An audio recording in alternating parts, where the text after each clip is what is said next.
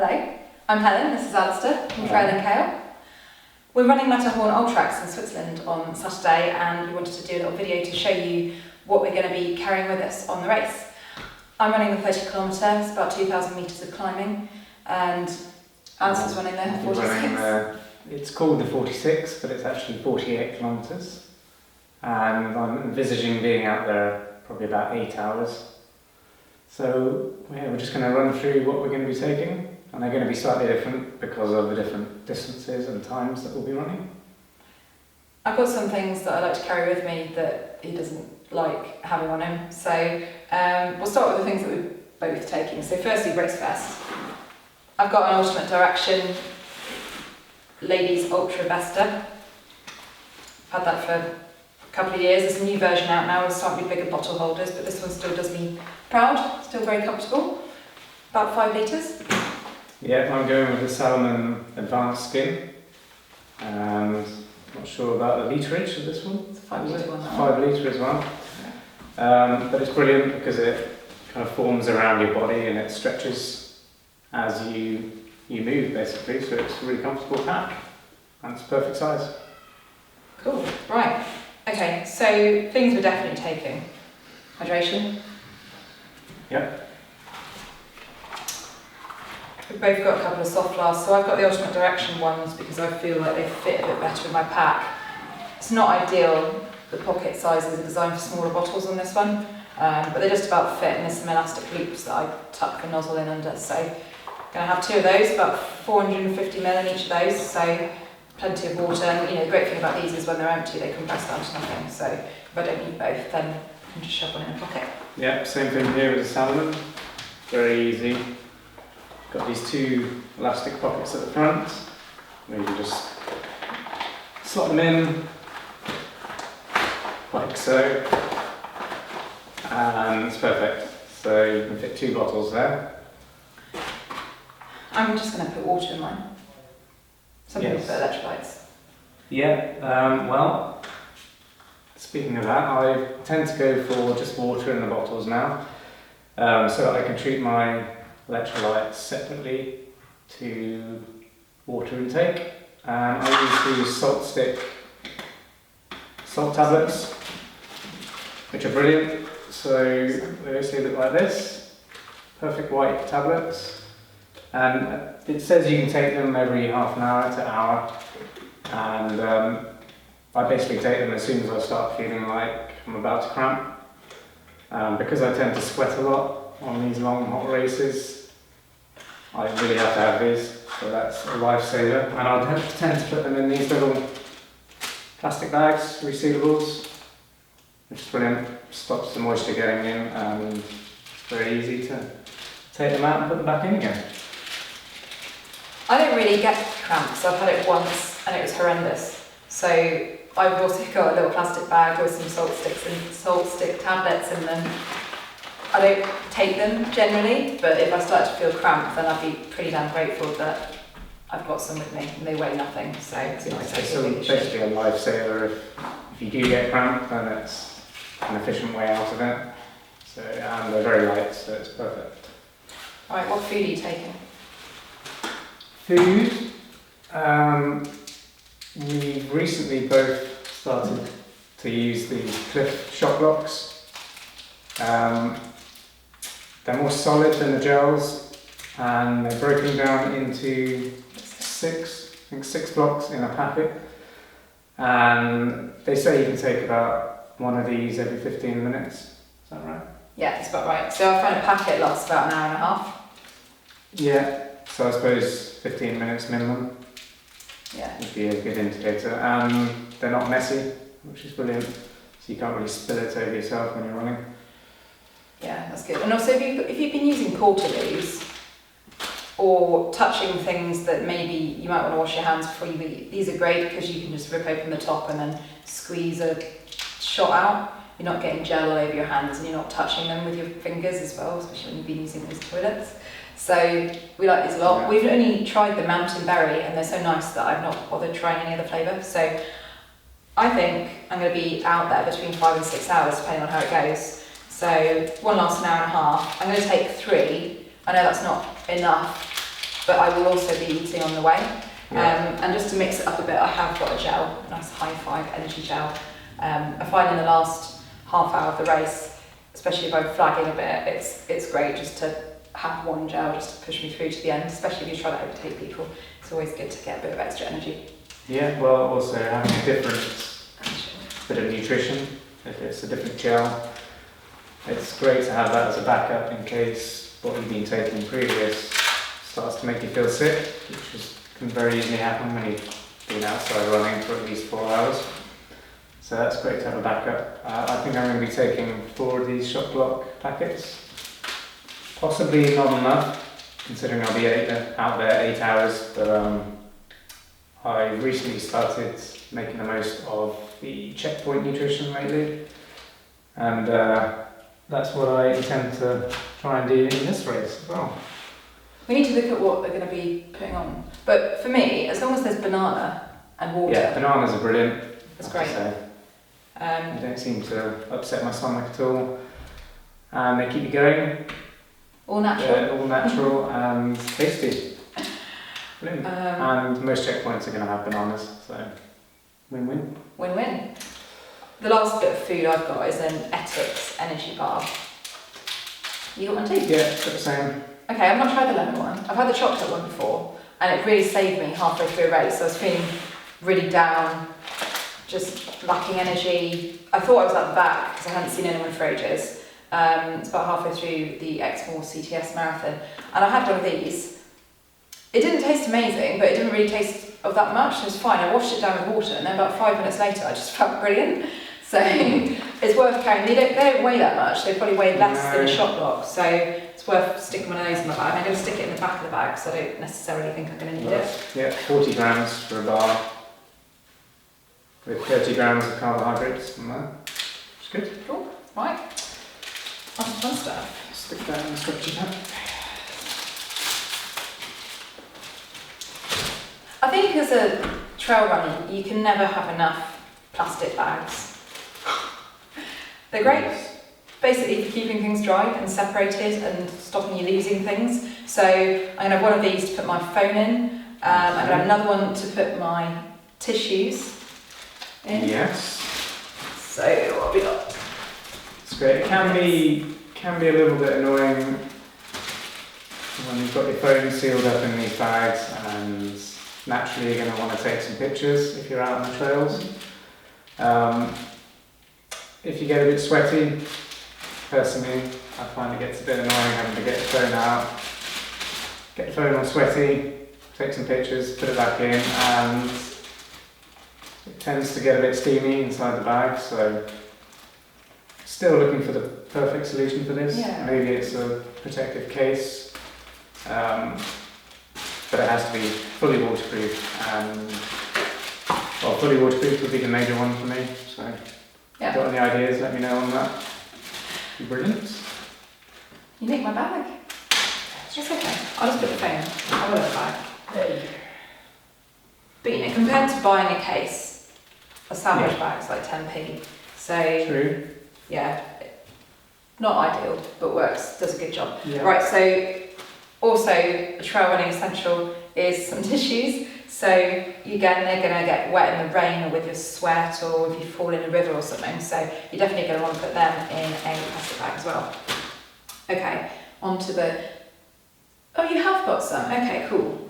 Onto the sort of medical kit. A lot of races insist you have mandatory kit, and typically a blister kit is going to be part of that. Ultraks doesn't seem to have any mandatory kit, but that's kind of irrelevant because I'm going to take loads of stuff anyway. Yeah. It weighs nothing and it's going to enhance my race if I need to use it. So what have you got? Well, you'll have to go through this one, so I've never actually had to open it in a race. And I packed it for you. To be honest, I never really think I will open it, because I'll probably just push through if I had a blister or something. So Show them. you can run through this. I just leave it in there just in case. Right. In case I get checked. I'll run through Helen's trail running medical essentials. Okay, right, here we go. So I've got a little bag. Oh, first thing that's fallen out is a safety pin. Oh, dangerous. If you get blisters, you might need to pop them. Safety pin is good. If you're wearing a race number, then you're probably going to have safety pins attached to that, but you know, it's not, again, it doesn't work very much. It's unhygienic though if you yeah, exactly. can So, take them off a race vest. that one. Another tissue, I'm apparently obsessed with tissues, so I've got one of those in there. Nothing to do with medical at all, but I've got some money, just emergency. I've got euros, which is not ideal because I'll be in Switzerland, but we'll worry about that when I get there and actually have some Swiss francs. I've got a couple of compedes for blisters. The idea of these is that you put them on when you're getting a blister, not when you've got one, because you can't really get them off once they're on and you don't want to be pulling the blister off. Yeah. Some basic plasters, a wound dressing in case you fall over and trash your knees or something and it's a long way to the next aid station. I suppose with this, I mean, it would have to be pretty bad for you to need it because the medical station is going to have people who can tend to that if you get to them. Yeah. Right, what else we got? A couple of wound cleansing individually wrapped swabs. So I would use these, so I'd clean my safety pin. If I was going to treat a blister, I'd clean my safety pin, clean the area of the blister. If I had to pop the blister, I'd pop it, clean the blister again and then bandage it up, so that's useful for that. And again, if you've fallen over and grazed yourself, then you're going to want to clean it up before you stick the wound dressing on. Got some tape as well, and finally I've got I've got a strip of KT tape that I cut in half. I don't know if I'm going to use that, but in an emergency you could use that to strap on a dressing as well, so that's quite useful, and again it doesn't weigh very much. You've also used that, haven't you, for a blister? Yeah, exactly. For protection rather than prevention. Yeah, it's quite good. The other tape I tend to take, I haven't got with me because I'm optimistic that I won't need it because I'm running 30k, not a marathon or an ultra, is it's called Leuko tape. It's usually brown, spelled L-E-U-K-O tape. And that's not as flexible as KT tape, but really good for blister prevention. I put it on my heels, I put it on the sort of sides of my big toes, and I've sort of got hot spots underneath it, but it has stopped the rubbing, so that's really good. And you've also got a blog post, haven't you? I have. It's very good for, well, can you explain? Thank you. So one of Trailing KALE's most popular posts is actually on how to stop getting blisters caused by gait. I used to get awful blisters on the bottom of my feet, and yeah, I suppose this is a legacy of that I really know how to treat blisters. So if you're having the same problem where you're getting blisters on the bottom of your feet, you're not sure why, then head on to trailingkale.com and you can have a look at what I've got to say on there, and drop me a note or tweet me, get in touch if you've got any more questions. Yeah. Cool, right, last little medical thing, which is a new addition. The last race that we did, well, the last race that I did, was Race to the Stones ultra marathon, and it was pretty hot and humid. That we did. We did most of it together as well. We did. Yeah, but you've done other races since. Anyway, I got chafe. It was awful. I've never had chafe before. It was horrendous, and I don't know why. I was wearing clothes that I've worn on hot, long distance races before, but it was just one of those things. So painful. So now I've got a little pot of chamois cream that, you know, if you're cyclist, then you're probably familiar with those, just designed to stop or reduce the impact of chafing. So I've got a tiny little lip balm case with some anti-chafe cream in as well. I probably won't take it with me if it's not hot. It's hard to know when you're running in the mountains. It's going to be quite awkward putting that on in the middle of a race. I don't worry about that. Just sort of, you know, suck it on wherever I'm chafing. Okay. It'll be fine. Good. What else have we got? So I've got my. Have you gone through jackets? No, I haven't got three jackets, so I've got two different jackets. I've got a jacket here. It's a great jacket. It's a Salomon Bonatti, and it's a waterproof jacket and windproof, and super light as well. So this is what I'm going to be taking into the mountains around the Matterhorn, just in case. I mean, there has been going to be snowy up there, so at this time of year. So that's what I'm going to be taking for upper body protection. Cool, nice colour. I haven't decided what coat I'm going to take, so again, he's going to be out there a bit longer than I am.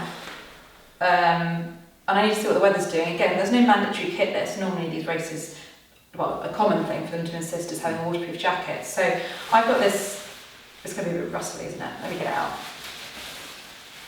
I've got this Salomon S-Lab wind resistant, water resistant jacket. It weighs nothing, it's really, really cool.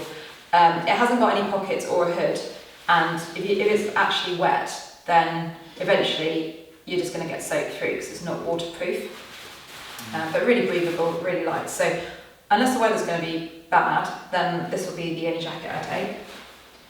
The other jacket I've got is a North Face waterproof jacket. It's very similar to that Salmon Bonatti. So it's waterproof, it's got a hood, it's got a little zip pocket on the front here, which is waterproof as well. Water sealed.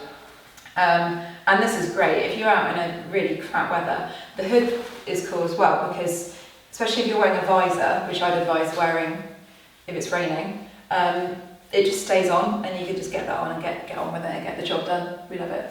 So I'm going to take that with me to Switzerland, but probably won't end up taking it on the race unless the weather's bad. Yeah.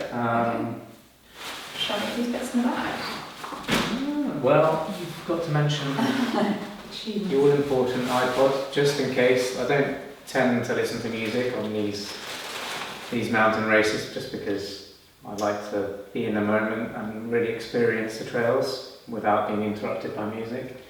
And sometimes it can appear rude if somebody's trying to talk to you and make a trail buddy, then it's not great to be listening to music. But seeing as I might be out there for 8 hours, and it could get tough because I've never done the amount of climbing in one race that I'll have to do for this race. So things are going to get very difficult out there, and this might be a very good pick-me-up.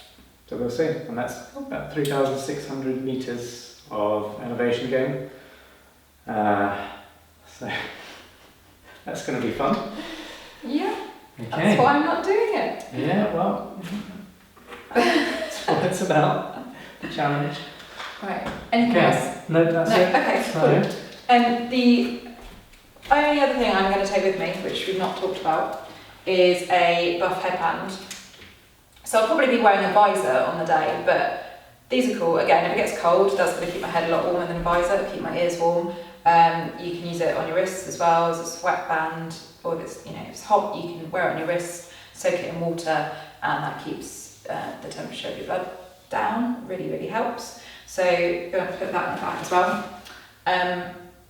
I've got a few other items here, but these are all items that, again, because this race doesn't have a mandatory kit list, I'm not going to take with me. But I thought I'd show you quickly other things that other races we've done. So, for example, Keswick 50k had quite a big mandatory kit list that they asked for us to bring. So, long sleeve top, actually, like what I'm wearing. Pair of gloves. Hardly ever wear gloves. No. Just maybe a CTS maybe. winter race. Yeah, I don't know. I'd still. Okay, pretty brutal. Right, what else we got? Sometimes I take a spare pair of socks if I'm getting really obsessed with blisters, or I think my feet might like a change of socks. If they're going to be wet or really sweaty, I might want to swap them over halfway. Most races insist that you take one of these emergency floor blankets. The more races you do, the more you seem to accumulate, because a lot of them give them out at the end, so I've got a little stash of these just to take carrying with me. Fortunately, don't need one of those for this. Waterproof trousers. Again, the weather would have to be pretty shocking to need to wear these. These are from Innovate. These ones really, really lightweight. And finally, not on a mandatory kit list, but something that I'm going to take with me to Switzerland, just in case, is a pair of folding carbon ultra running poles. Mountain King Trailblaze. These are super lightweight. They've been absolutely fantastic on some when I've done really long distance rocky races. The one I've got particularly in mind is Trans-Gran Canaria Marathon, which is about 48k. At the time, I didn't have that much leg strength or confidence, and it's not really the uphill that I found them beneficial, but the downhill. When you're on something that's really steep, really switchback, it's got drop-offs and loose rock, you just need a bit of four-wheel drive. In addition to your 2 feet, if you've got the poles there, even if you just took one pole, it would be useful, wouldn't it? I'll second that, because I did the same for Gran Canaria, and they were a lifesaver for me. As I started cramping up, as soon as we had the large descent on the back end of the race. But now I've discovered the salt stick, I'm probably not going to take the poles.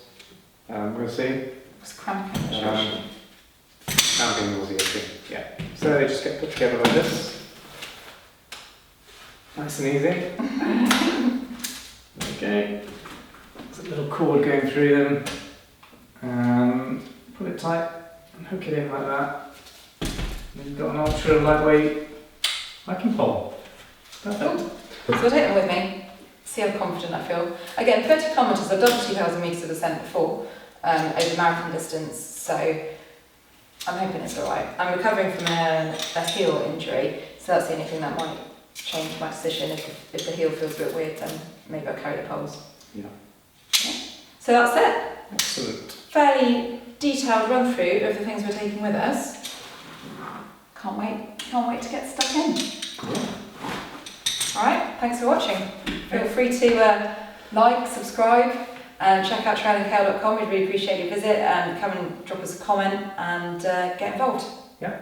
See you soon. Bye. Bye.